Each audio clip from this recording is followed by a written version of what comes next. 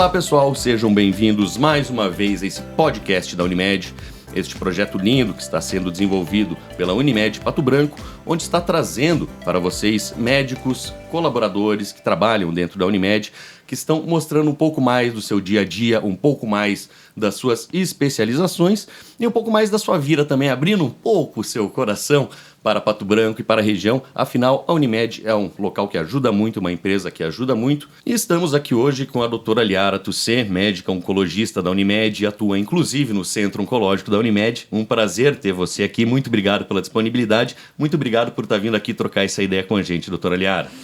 Olá, pessoal. Então, primeiramente, queria agradecer vocês, queria agradecer, Matheus, pelo convite por estar aqui. Estou muito grata, então, por poder estar participando desse podcast. Legal, muito legal mesmo. Obrigado pela disponibilidade. Vamos lá, falar um pouquinho da doutora Liara Tussé em si. Onde é que você se formou, se veio aqui de Pato Branco, como você se estabeleceu na cidade? Conta um pouquinho mais pra gente sobre você. Então, Matheus, eu estou morando aqui em Pato Branco faz aproximadamente 2 anos. Eu me formei em 2013 em Joaçaba, na cidade de Joaçaba, na Universidade do Oeste de Santa Catarina. Uhum. E depois eu fiz residência de oncologia clínica e de clínica médica, né, que é um pré-requisito em Passo Fundo. Então, eu morei os últimos anos da minha vida em Passo Fundo, onde eu fiz a minha especialização. E há 2 anos, então, mudei aqui para Pato Branco. Estou aqui. E qual foi o motivo da escolha de ter vindo para Pato Branco?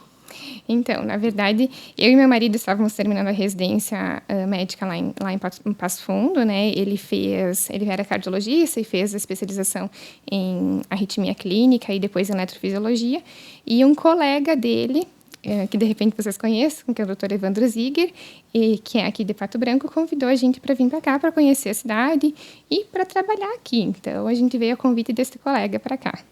Legal, gostaram da cidade, se estabeleceram. Conta como é que foi a chegada. Vocês vieram conhecer a cidade antes, ou vieram direto para trabalhar e já ficaram? Qual que foi, que nem você falou, já morou em várias cidades diferentes, qual que foi a reação a chegar a Pato Branco, que é uma cidade acolhedora, querendo ou não, né? É bonita a cidade, não, né? Isso, com certeza. Inicialmente, então, a gente veio conhecer, a gente ainda não tinha nem terminado a residência, né? Então, a gente veio conhecer primeiro aqui, ver as oportunidades que nós teríamos aqui de trabalho, tudo, né? Com certeza a gente achou a cidade muito bonita, muito acolhedora, né? As pessoas, especialmente aqui, né? São pessoas muito acolhedoras, então a gente se sentiu muito bem-vindos aqui. E então optamos por mudar para cá, né? Claro, inicialmente a gente não tem família aqui, né? A família toda de fora, então a gente demora um pouquinho para se adaptar, mas foi rapidinho, assim, a gente já logo estávamos apaixonados pela cidade. Legal. E vocês vieram a convite da Unimed mesmo, primeiro já para trabalhar no centro oncológico, ou vieram primeiro para ver os outros hospitais, conhecer um pouco as outras áreas? Como é que foi esse primeiro contato com a Unimed aqui em si? Então, na verdade, até a gente já havia conversado com a Unimed, né? A Unimed já tinha esse plano de abrir o centro de oncologia, né? Já é um sonho de alguns anos atrás, né? E a gente sabia que, então, tinha esse plano para o futuro de acontecer, né? Viemos, então, já com essa esperança de abrir o centro de oncologia, né? Uhum. E faz quanto tempo que está com esse centro aberto? Você pode esclarecer para nós? Então, o centro inaugurou recentemente, né? Agora em agosto, então, que a gente começou oficialmente a trabalhar ali no centro de oncologia. E estamos a todo vapor agora. Perfeito. E agora, entrando um pouquinho na oncologia, já falando um pouquinho da sua especialização, por que você escolheu essa especialização na medicina? Que, ao mesmo tempo, ela é muito bonita, mas tem um lado muito pesado também, né? Você lida com muitos pacientes que você sabe que você não vai conseguir curar em si. Com certeza, é uma ótima pergunta, né, Matheus? Na verdade, assim, enquanto eu fui fazendo a minha formação, né, durante a faculdade, durante a residência de clínica médica também, a gente vai conhecendo, enfim, várias áreas, né? E desde a faculdade, assim, eu já ia fazendo estágios na oncologia e eu sempre gostei muito dessa parte de tratar de pacientes que realmente estivessem, né, com alguma doença, pacientes que realmente a gente fosse fazer a diferença na vida desses pacientes, né? Então, a gente sabe que muitas vezes a gente não consegue curar, mas alguma coisa a gente consegue ajudar na vida desse paciente, e o paciente oncológico principalmente, e isso acaba sendo muito grandioso, né? Então, sempre gostei dessa parte, porque sempre gostei realmente de tratar pessoas doentes mesmo, pessoas que precisassem. Muito, muito bonito, assim, de sua parte. E na área da oncologia, qual que é a sua experiência, assim, antes de vir para Pato Branco? Você já teve alguma outra experiência? Já trabalhou em alguma outro hospital, além do tratamento do paciente oncológico em si? Já trabalhei, na verdade, trabalhava em emergência, né? Fazia plantão de clínica médica, fazia internação de clínica médica mesmo. Tanto lá em Passo Fundo, eu trabalhava lá durante a residência, quanto aqui em Pato Branco também fiz, algum período de tempo eu fiz. E também trabalhava em São Miguel do Oeste, aqui em Santa Catarina, aqui por 2 anos, na verdade, desde que eu havia terminado a residência de oncologia, eu trabalhava em São Miguel do Oeste também como oncologista clínica lá. Entendi. Legal. E falando assim, os pacientes que você encontra, assim, marcam mesmo que nem você falou, você gosta de ajudar, gosta de sentir que faz diferença. O paciente oncológico, umas vezes, você passa muito mais tempo com ele, você se apega muito mais, você vive a dor dele muito mais, né? Com certeza. Na verdade, a gente sempre acaba tendo uma proximidade bem grande com o paciente, né? Com o paciente, não só com o paciente, com a família toda, né? A gente acaba tendo, claro, um envolvimento emocional também junto, né? Mas a gente tem que sempre tentar separar, né? Que esse envolvimento não interfira tanto no cuidado com o paciente, tanto no tratamento, quanto na nossa vida pessoal, né?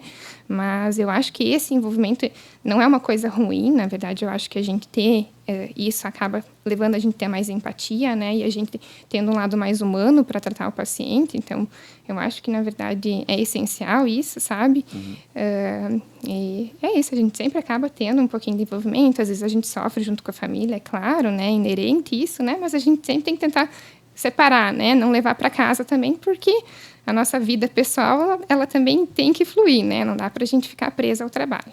Lógico, e deve ser difícil, né? Conseguir fazer essa separação também, afinal, tenho amigos médicos e tudo, eles falam que existe, durante a própria faculdade, já existe um preparo para você conseguir separar essas duas coisas, né? Ao mesmo tempo, se apegar ao paciente e, mesmo ao tempo, dividir e separar a sua vida pessoal, né? Exato. Tem que ter esse trabalho mesmo, não tem jeito de fugir disso. Isso, é com o tempo mesmo, né? Com a experiência, a gente vai pegando e vai aprendendo a ter essa separação, sim, com certeza. Olha, desculpa a pergunta, se não quiser responder, não precisa. Mas você pode me citar um caso, assim, de algum paciente seu que marcou bastante, que tenha marcado, assim, que, tipo, você vai levar para a vida esse caso, assim?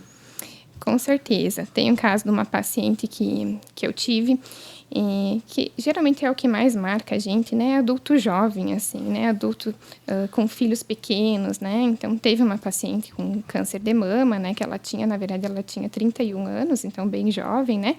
E tinha uma menininha que tinha meses de vida, né? Quando ela fez o diagnóstico da doença. Então, a doença foi de uma forma muito agressiva, muito rápida, né? E marcou bastante, assim, porque no finalzinho de vida dela, ela falava, né? Que ela queria ver a filha dela crescer, que ela queria participar do aniversário de 1 aninho da filha dela, né? E a gente sabia que, de repente, isso não ia ser possível, né? Então, foi um momento, assim, bem, digamos que marcou mais, que foi um pouco mais triste, assim, para mim, por causa disso, né? E a gente acaba se enxergando muitas vezes nesses pacientes, né? Mulher, em idade jovem, né? A gente se coloca no lugar muitas vezes. Então, eu acho que foi o caso, assim, que mais me marcou, porque foi o que eu mais sofri junto com a paciente, assim, por me pôr no lugar dela também. Não, realmente, né? E quando pega a pessoa assim com a vida inteira pela frente, que nem você falou, uma família começando e tudo, são várias pessoas que são afetadas, né? É complicado, mas também a beleza dessa profissão, né? Poder levar um pouquinho de tranquilidade, um pouquinho de, no fim da vida da pessoa, pelo menos auxiliar um pouco ela, né? E falando um pouquinho, assim, dos pacientes em geral, quando se fala dos pacientes oncológicos, assim, a maioria dos pacientes que se atende são pacientes jovens, pacientes mais velhos, pacientes do sexo masculino, feminino, ou não tem diferença? Ou é todos os tipos de paciente, assim, que acaba vindo para você? Como é que funciona? É bem variável, assim, na verdade, né? A gente vê que cada vez mais tem diagnósticos em pessoas mais jovens, né? Cada vez mais o câncer ele tem atingido mais precocemente, né? Mas é bem variável, assim. Então, conforme a neoplasia, a gente vê mais frequente em certas idades, conforme a gente vê em outras idades, né? Mas a grande maioria dos pacientes, assim, é mais idoso mesmo, sabe?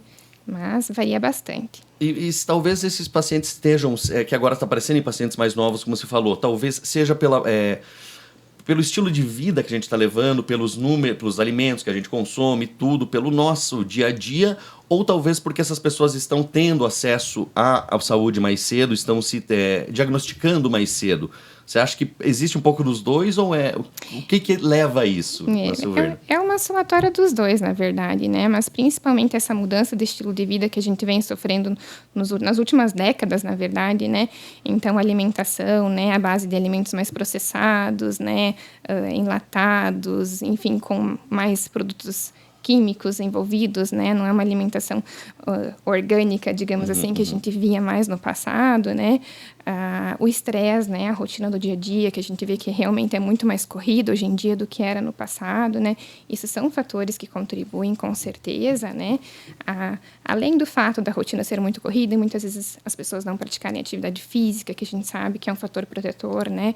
O consumo do cigarro, né? O consumo do álcool também, que vem ali para somar como fatores de risco para grande parte das doenças oncológicas, né?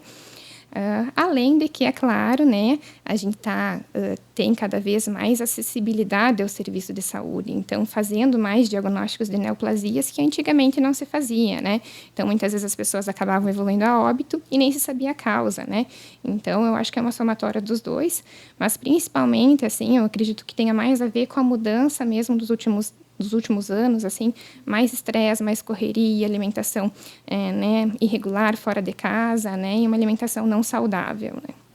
Perfeito. Então, aquilo que falam, assim, que a gente escuta os médicos falando realmente é verdade. Alimentação ruim, não fazer atividade física, fumar, porque é difícil você manter uma rotina, assim, 100% regradinha, né?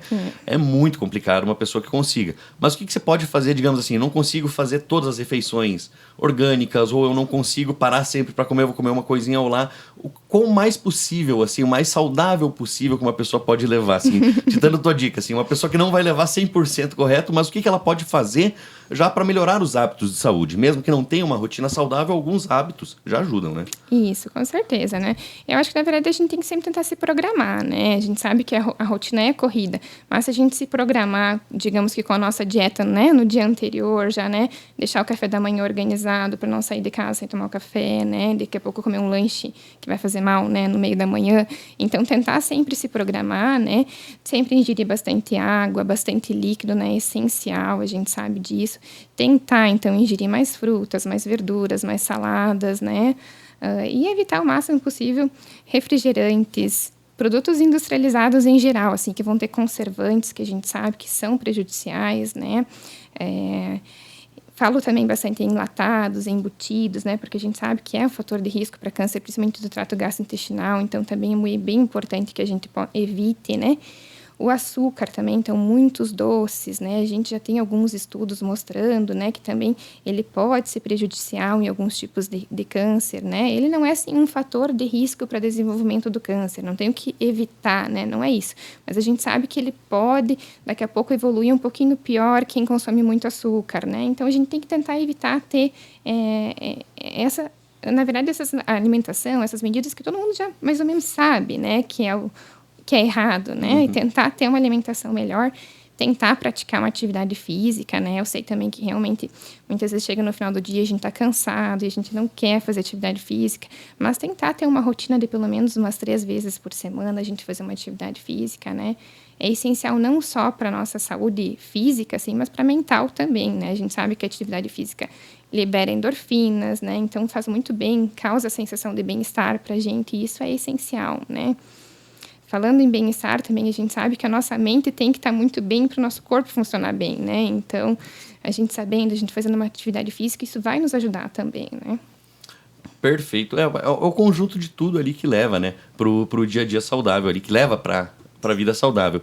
E na sua experiência, assim, existe algum desses fatores que você citou? Alimentação, sedentarismo, tabagismo, alcoolismo, algum deles é mais prejudicial, assim? Tem algum, tipo, tabagismo e o álcool, assim, a gente já sabe, né? Mas, digamos, tem que ser evitado a todo custo. Como você falou, o açúcar não é um fator de risco para o desenvolvimento, porém existem outras que são, não é? O cigarro, sem dúvida. A gente fala que é o número 1, número 2, número 3, né? Principal fator de risco, assim, para a maioria das neoplasias, né? Desculpa interromper, mas quando você fala assim, para neoplasias, é todos os tipos de tumores, né? Não necessariamente todos, né? Mas tá. boa parte dos tumores o cigarro está envolvido, né? Então, a gente sabe que para os tumores de cabeça e pescoço, ali, né? Boca, né? Cavidade oral, laringe, faringe, esôfago, estômago, pulmão, bexiga, né? Colo de útero, apesar da gente pensar, poxa, o que tem a ver, né? Colo de útero, mas está relacionado na gênese também, né?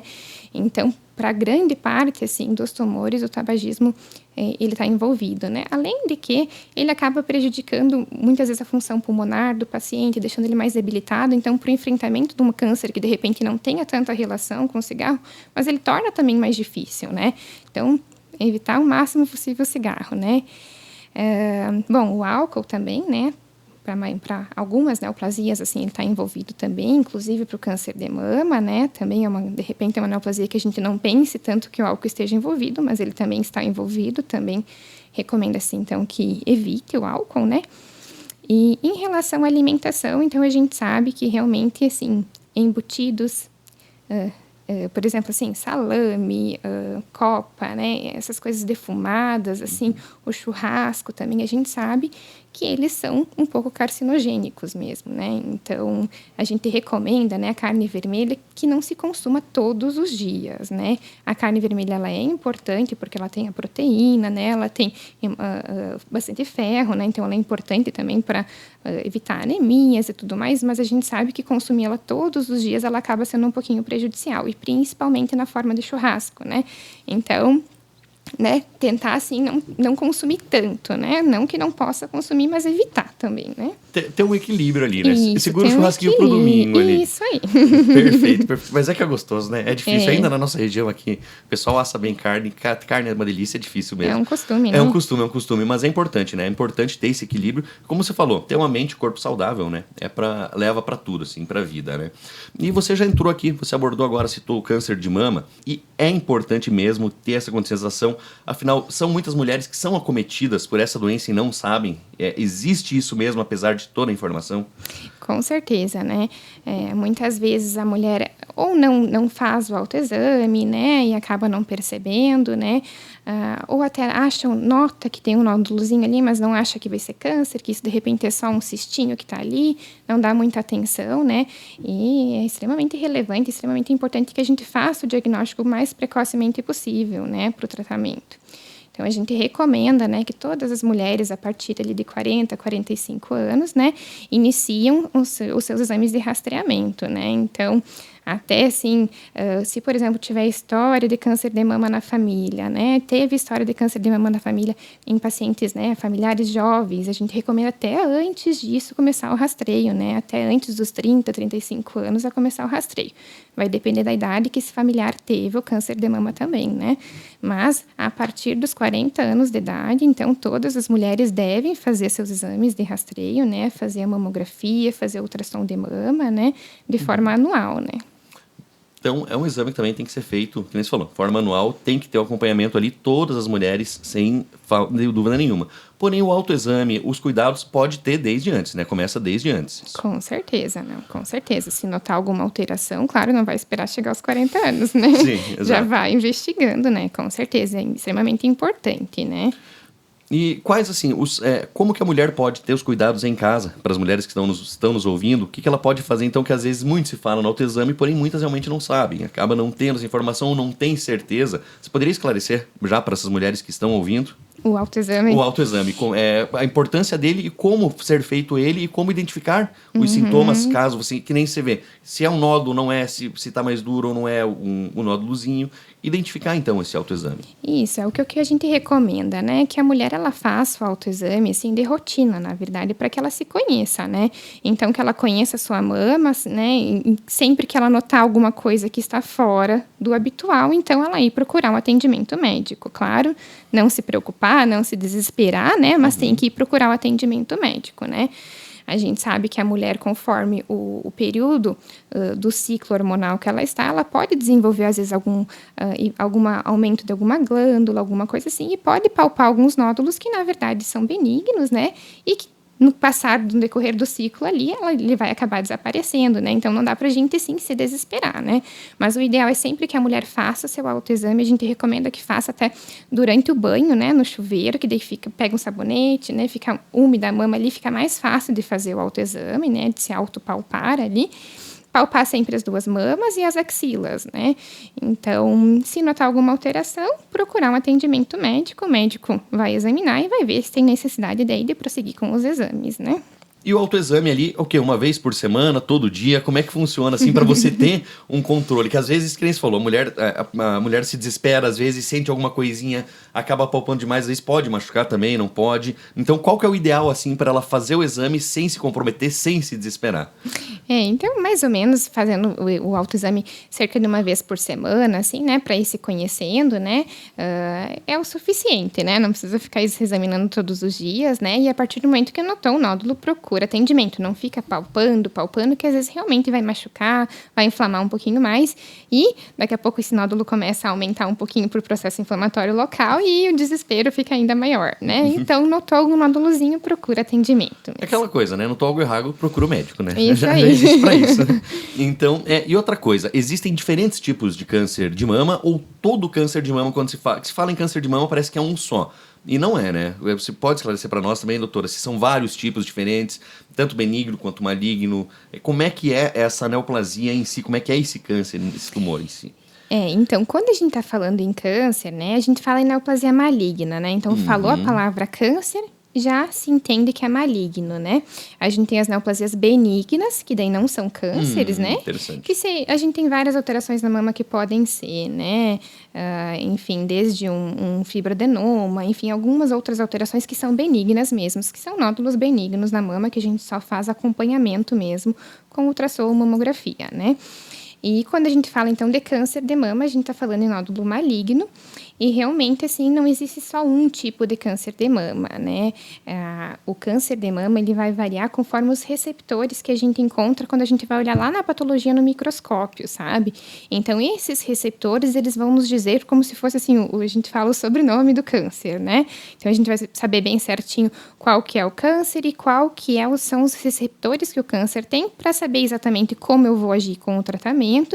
E também ele nos dá a ideia, assim, de prognóstico, né? De perspectivas, assim, de resposta ao tratamento e perspectivas de cura, né? Enfim, né? Esse tipo de situação, assim. Então, por exemplo, quanto tempo o paciente, por exemplo, pode vir a desenvolver metástases, essas questões, assim, a gente consegue ter uma ideia com esse resultado da imunohistoquímica, que é a avaliação no microscópio lá, né?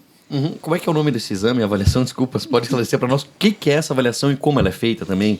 Porque eu também não conheço, né? E é algo muito específico, né? Isso. Então, primeiro, a mulher faz ou a biópsia ou na cirurgia, né? E a gente faz a avaliação anatomopatológica, né? Que é olhar no microscópio, né? Que vai ser o patologista que vai fazer, um médico especializado nessa área, né? Ele vai olhar no microscópio e ele vai conseguir nos dizer que tem algum tumor ali, né? E ele consegue olhar algumas características que falam a favor de ser parecido com o tecido da mama, ou enfim, conforme a localização da biópsia que a gente vai fazer, né? E depois a gente faz, então, um exame que é o estudo imunohistoquímico. O estudo imunohistoquímico, ele consiste em a gente colocar alguns marcadores, como se fossem anticorpos, nessa peça, que vão se ligar à peça se ela tiver esses marcadores presentes. Então, esses anticorpos, eles se ligam ali, a gente fala como se fosse assim, eles brilham no microscópio. Então, a gente consegue enxergar eles. Eles têm uma coloração específica e a gente consegue enxergar eles no microscópio. Se eles vão colorir a peça ali, né? Eu vou colocar marcador, por exemplo, para estrogênio, para progesterona, que são os principais, e para o HER2, né? Então, eu coloco esses marcadores e analiso na lâmina também. Quem faz esse trabalho também é o médico patologista daí, né? E ele vai nos dizer, então, se a gente tem a presença desses receptores ou não, e a gente vai definir o tratamento da paciente, então, conforme isso.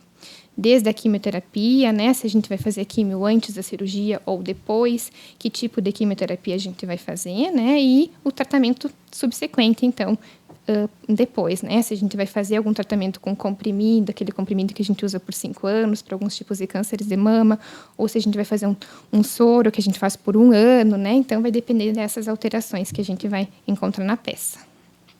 Então, o tratamento tem que ser feito primeiro, toda a avaliação tem que ser definido qual é o tipo do tumor em si, né? E qual que é a principal diferença aí que se fala do tumor maligno e do benigno, né? Que se falou que tem os dois. A gente fala dos dois, mas nunca sabe em si qual a diferença entre ambos. O que define um tumor benigno e um maligno? Bem importante essa pergunta, né? Então, não é só a nomenclatura que vai mudar, né? A verdade é que o tumor benigno, ele tem uma característica, digamos que mais local, né? Ele pode até crescer um pouquinho localmente, mas geralmente ele cresce pequenininho, aos pouquinhos, assim, devagarinho, né? E ele não causa tanto comprometimento local e muito menos se espalha para o corpo, né? O maligno já tem esse poder, digamos assim, né? Ele consegue tanto se espalhar localmente, infiltrar, né? Infiltrar músculo, infiltrar pele, né? Pensando em câncer de mama, até infiltrar a costela, né? Arco costal. Então, ele tem essa capacidade infiltrativa local e tem a capacidade de se espalhar, né? Que é o que a gente fala, né? Que as neoplasias malignas, né? A diferença principal das neoplasias malignas é essa capacidade de se espalhar, né? Que as benignas geralmente não têm, né? E mesmo que seja assim, vamos lá entrar para o paciente, digamos, ele recebeu a notícia, a mulher recebeu a notícia de um tumor maligno, vai ter que fazer o tratamento. Porém, hoje também a tecnologia e a medicina está muito evoluída, né? A sobrevida e as chances de a pessoa se curar e ter uma sobrevida melhor é muito maior hoje em dia, né? Com certeza, né? É o que a gente fala, nosso lema, né, na Unimed ali, né, que o diagnóstico ele não é o ponto final, né?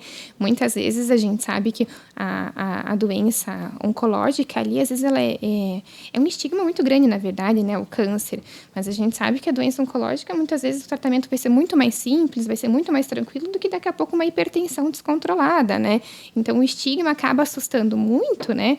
Mas dependendo do câncer, do estadiamento do câncer, né, do estágio que a gente faz o diagnóstico, o tratamento pode ser muito mais simples, né? E mesmo que a gente faça o diagnóstico numa doença avançada, daqui a pouco uma doença que já está com metástases, né, já está espalhada, a gente tem muitas opções de tratamento hoje em dia em que a gente consegue prolongar a vida das pessoas, né, por muito mais tempo e com muito mais qualidade de vida, né? Então, eu sempre falo para o paciente como se a gente estivesse tratando uma doença crônica, como se a gente estivesse tratando, né, daqui a pouco, um diabetes que não está fácil de tratar, né, uma doença que não está tão fácil assim de tratar, mas é uma doença crônica que a gente vai estar sempre tratando, sempre cuidando, né? Claro, tem doenças que são mais agressivas, né? Tem doenças que são mais rápidas, né? Isso a gente também, né, não pode mentir para o paciente, né? Então, a gente né, tem que ter esse discernimento ali, mas a gente sempre vai procurar o máximo possível, então, fazer um tratamento que possa prolongar, né, a vida desse paciente sem sofrimento e, né, que dê a melhor qualidade de vida possível para ele. E, como você falou, né, mudou muito hoje em dia, a gente tem muitos tratamentos novos, né? Se fala muito hoje em imunoterapia, né, que é um tratamento meio que revolucionário, assim, né, nesses últimos anos, em que o tratamento ele estimula o teu sistema imunológico a combater o tumor, né? Então, diferente das drogas que a gente usa até hoje, né, mas a quimioterapia em si, que é um tratamento citotóxico que vai lá e faz destruir a célula, a imunoterapia hoje em dia ela estimula o teu sistema imunológico lá e combater essa célula que está normal no corpo, né? Então, muita coisa nova que vem vindo aí, né? Não é para todos os tipos de cânceres, não é para todos os estágios, mas os estudos estão vindo cada vez mais aí para esclarecer isso para nós e melhorando muito, muito os resultados, né, dos tratamentos oncológicos. Perfeito, doutora. E você citou os tratamentos. Será que você poderia só esclarecer para nós aí que a gente tem a dúvida, né? A gente ouve ali quimioterapia, ouve radioterapia, imunoterapia, que você falou agora, eu nem fazia ideia que já existia. Quais são os principais tratamentos utilizados hoje, principalmente no câncer de mama, e quais que eles funcionam, né? Você já não explicou a quimio ali, já explicou a imuno, mas se puder dar mais uma aprofundada para a gente saber, né? Realmente, como é tratado esses tumores hoje em dia. Então, os principais tratamentos para o câncer de mama, eles consistem, né, na quimioterapia, cirurgia e radioterapia, né? Quando a gente tem um câncer de mama que a gente fala que é curativo, a gente parte por esses 3 princípios de tratamento, né? Então, vai depender um pouquinho desse resultado da patologia que eu falei anteriormente, né? Para a gente definir qual vai ser a ordem, qual vai ser a sequência que a gente vai tomar. E também vai depender um pouquinho do digamos, do grau de acometimento que a mama vai estar, né? Que a mama, que a axila vai estar para a gente definir todo o tratamento, né? Mas, então, principalmente, o tratamento vai ser em base nisso, né? Quimioterapia, cirurgia e a radioterapia. E, posteriormente, então, as mulheres que têm receptor do hormônio positivo, a hormonioterapia, então, que a gente utiliza, né? A hormonioterapia é um tratamento que bloqueia, na verdade, a ligação dos receptores hormonais a hormônios, né? Então, a gente fala hormonioterapia, dá a impressão que a gente está dando hormônio, mas é o contrário, né? A gente está bloqueando a ligação do hormônio nas células da mama, né? E nas células tumorais. Legal, interessante. Também era outra que eu não fazia ideia, que evolui muito rápido, né? A medicina é impressionante. E falando já nos tratamentos, hoje, muito que a gente escuta também, tratamentos alternativos. Qual que é a tua opinião em relação a isso, esses tratamentos alternativos? Na verdade, assim, alguns tratamentos alternativos, às vezes, até podem prejudicar um pouquinho a gente, né? Dependendo de que tipo de tratamento alternativo está sendo utilizado, né? A gente vê muitas vezes que as pessoas acabam ingerindo algumas substâncias, né? Então, por exemplo, chás, às vezes até raízes, e essas substâncias, por mais que a gente pense, poxa, é um chá, né? Mas eles acabam sendo metabolizados pelo fígado, né?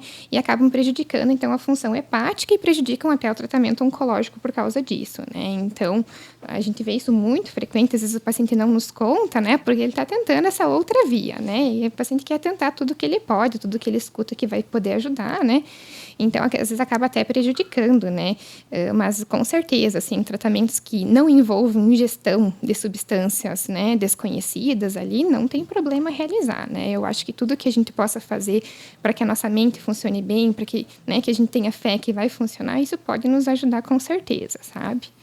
Legal, interessante. E em questão assim, a pessoa que já está em tratamento em si, depois que ela já está em tratamento, existem algum estilo de vida que ela tem que levar, por exemplo, alimentação, dietas, algo que ela tem que mudar, que ela não pode seguir assim, para ser aliada com o tratamento de câncer, que a gente sabe também hoje, dietas, esse tipo de coisa existe de monte e resolve tudo. Mas o paciente quando está ali, porque às vezes tem já uma toxina a mais no corpo, já está com alguma coisa, já está em outro tratamento, então tem também que ter esse cuidado, né, com a alimentação e com o estilo de vida. Sim, com certeza. Como eu lhe falei antes em relação ao açúcar, né, foi feito um estudo em mulheres que tiveram câncer de mama, que já foram tratadas pelo câncer de mama e foi avaliado, assim, mulheres que consumiam mais açúcares e mulheres que não consumiam açúcar. E foi visto que as mulheres que consumiam mais açúcar, elas tinham mais propensão a ter recidiva do câncer de mama, sabe? Então, a gente sabe que mulheres com câncer de mama, que tiveram câncer de mama, devem evitar o açúcar, né? Claro que pode comer, mas não em excesso, né? Então, evitar o açúcar em excesso, né? Isso foi feito um estudo, a gente já sabe, né? Outro estudo que já foi realizado foi em relação ao câncer de pulmão, né? Foi visto que pacientes, por exemplo, que paravam de fumar durante o tratamento, eles tinham já a gente diz assim que é 25% já do tratamento pro câncer de pulmão, né? Então, às vezes é mais importante do que eu fazer a quimioterapia, do que eu fazer o tratamento, é o parar de fumar, né? Então, a gente sabe que essa mudança de estilo de vida após o diagnóstico, enfim, após o tratamento é extremamente importante, né? Manter, né, os cuidados, né? E, por exemplo, câncer de cabeça e pescoço, né? Cavidade oral, né? Cabeça e pescoço em geral, na verdade, assim, né? Se o paciente continuar fumando, continuar ingerindo bebida alcoólica, a chance da doença recorrer é muito maior, né? Eu já tive a doença ali, eu já tenho, né, uma propensão a ter a recidiva, né? Se eu dar o gatilho ali para a doença voltar a crescer, ela vai voltar a crescer, né? Então, a gente sabe que é extremamente importante manter os cuidados. E, na tua opinião, assim, o estilo de vida do paciente é uma das coisas mais difíceis de ser mudadas, assim? Sendo sincera. É bem difícil, né? Mas o que a gente vê, assim, todo paciente, quando ele tem o diagnóstico do câncer, todos eles falam, nossa, foi um choque, né? É um choque tão grande para a pessoa que muitas vezes ela realmente muda do estilo de vida e a gente sabe que muda muitas coisas na vida da pessoa que descobre o câncer, né? Desde a valorização mais da família, né? O tempo com a família, toda essa parte emocional muda quanto ao cuidado do estilo de vida. Então, por um bom tempo, né? O paciente segue na linha, né? Às vezes, depois, acaba se dispersando, né? A maior dificuldade que a gente vê mesmo realmente é em relação ao tabagismo, né? Porque é um vício, né? Então, acaba sendo um pouquinho mais difícil, assim, a gente convencer o paciente de que ele precisa realmente largar, né? Mas no resto, assim, claro que a gente sabe também, o paciente tem dificuldade de mudar, às vezes, né, o paladar ali, a alimentação, né? Pacientes principalmente mais antigos, né? Eles gostam da comida mais pesada, né? Mais, enfim, gordurosa, às vezes, né, mais doce, frituras, essas coisas. A gente tem um pouquinho de dificuldade de fazer eles mudarem nesse sentido, né? Mas é questão de conversa, né? Orientação. Ele acaba ouvindo, como você falou, deve ser um choque muito grande, né, pra pessoa, né? Ninguém deveria ter que passar por isso. E agora, aproveitando que a gente tá falando de estilo de vida, tem o outro extremo também, né? Hoje em dia, muito se fala da vida fit.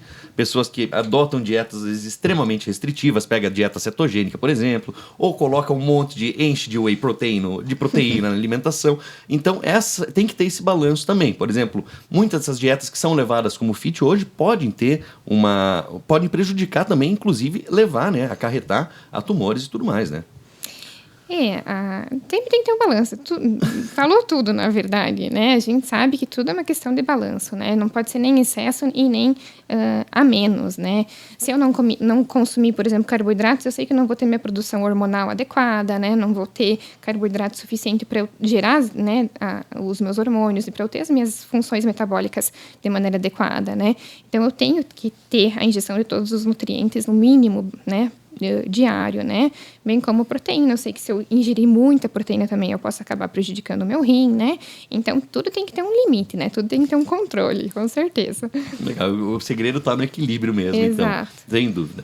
É muito interessante mesmo, tudo que você passou, esclareceu muita coisa que eu não fazia ideia que acontecia, que era tão complexo em si, né? Essa doença, porque a gente ouve falar muito, mas falta às vezes um esclarecimento maior, né? Muito obrigado pelo esclarecimento. Eu queria sair um pouquinho agora da doutora Liara e falar um pouquinho mais da Liara, do seu, quais hobbies você tem, como é a Liara fora do hospital também, né? Porque como médico oncologista já deu para ver, uma excelente médica e muito dedicada. Agora eu queria que você falasse um pouquinho também da tua vida fora do hospital, como é que é teu dia a dia, o que você gosta de fazer, hobbies, livros, filmes? Não, com certeza. A gente tem esse lado também. Tem esse lado.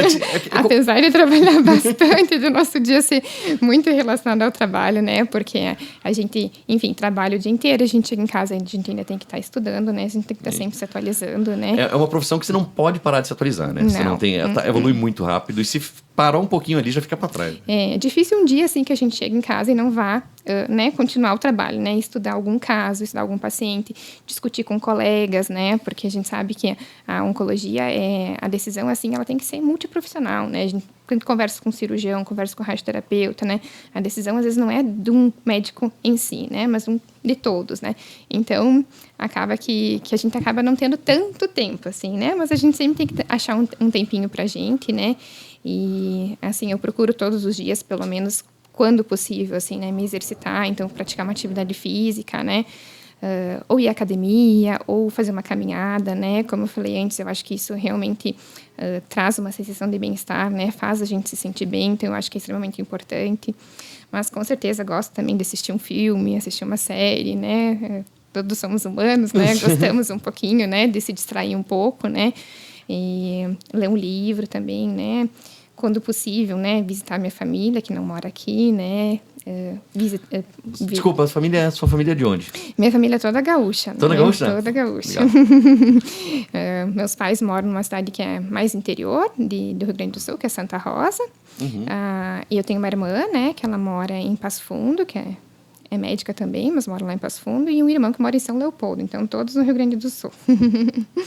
E você comentou agora, né? Você tem sua família mora no Rio Grande, você tem uma irmã que também é médica em Passo Fundo, é isso? E me contaram aí que é uma irmã gêmea, é isso mesmo? É isso mesmo. Então, tem uma irmã gêmea, a gente fez a nossa formação toda juntas, né? A faculdade a gente fez juntas, a residência de clínica médica a gente fez juntas. E depois ela acabou indo para outra área, né? Ela é dermatologista. Não, ainda bem que senão imagina a confusão, né? Deve ver as duas juntas aí de jaleco, tudo, deve confundir, né? Exatamente. E até às vezes ela é bem participativa na parte do Instagram ali, né? Na parte de comunicação pelo Instagram. E muitas vezes os pacientes, enfim, os familiares veem ela no Instagram e confundem, né? Acham que sou eu. E falam, nossa, mas doutora, eu achava que você fosse oncologista, não dermatologista, né? Então, às vezes dá essa confusão. Imagina, ainda bem que ela foi para outra área mesmo, né? Senão tava feita. Então tá bom, doutora. Muito obrigado, foi muito gostoso essa conversa aqui. Mais uma vez, eu agradeço. E eu gostaria de deixar o espaço aqui para você deixar uma mensagem final a todos os pacientes, principalmente principalmente pacientes oncológicos, afinal, é uma doença muito difícil, mas a gente viu aqui, pode ter uma vida maravilhosa, uma vida muito boa, não é mais, como você falou, o diagnóstico não define mais nada hoje em dia, né? Então, gostaria, por favor, que você deixasse sua mensagem final a todos os pacientes. Com certeza. Então, gente, a mensagem é essa, né? É a gente tentar ter uma vida saudável, né? Uma rotina de vida saudável, né? Alimentação, atividade física, principalmente manter a nossa mente, né? Ter uma saúde mental adequada, porque isso faz toda a diferença, né? E a gente sabe, né, que mesmo tendo o diagnóstico, se a gente se manter bem positivo, né, buscar o apoio de familiares, de amigos, muitas vezes, se a gente não consegue ter alguém que está junto com a gente sempre, mas buscar amigos que possam nos auxiliar, né, e manter essa parte da saúde mental, da saúde física íntegra, que com certeza o tratamento ele vai ir melhor, né? A pessoa vai ter uma resposta melhor ao tratamento, vai ter uma resposta melhor num contexto geral, assim, né? A gente vê que pessoas, pacientes que encaram de forma melhor o tratamento, que encaram de forma melhor a doença, elas evoluem muito bem, sabe? Então, isso com certeza faz toda a diferença, né? Encarar de uma forma boa, né? Levar a vida de uma forma um pouco mais tranquila, entendendo que a doença, apesar do estigma dela, muitas vezes a gente consegue fazer muito pela pessoa, sabe? Muito para melhorar a sobrevida da pessoa, melhorar a qualidade de vida e curando as pessoas também, né? Então, eu acho que essa mensagem que fica, né? Não ficar desesperado quando tem um diagnóstico, quando tem uma suspeita, tentar manter a calma e tentar manter sempre bem positivo, que as coisas vão dando certo. Legal, linda mensagem. Então, mais uma vez, muito obrigado. Parabéns por todo o trabalho junto à Unimed, ao Centro Oncológico da Unimed Pato Branco, e desejo todo sucesso a você. Muito obrigada. Então, como eu falei inicialmente, fiquei muito feliz com o convite por estar aqui. Queria muito agradecer vocês e fico sempre à disposição quando quiserem, né? Quando precisarem. Obrigada. Maravilha, gente. Então, muito obrigado. Esse aí foi mais um podcast da Unimed. E até a próxima com mais conteúdos muito bacana sobre medicina, sobre estilo de vida. Você confere aqui, fornecido pela Unimed Pato Branco. Valeu!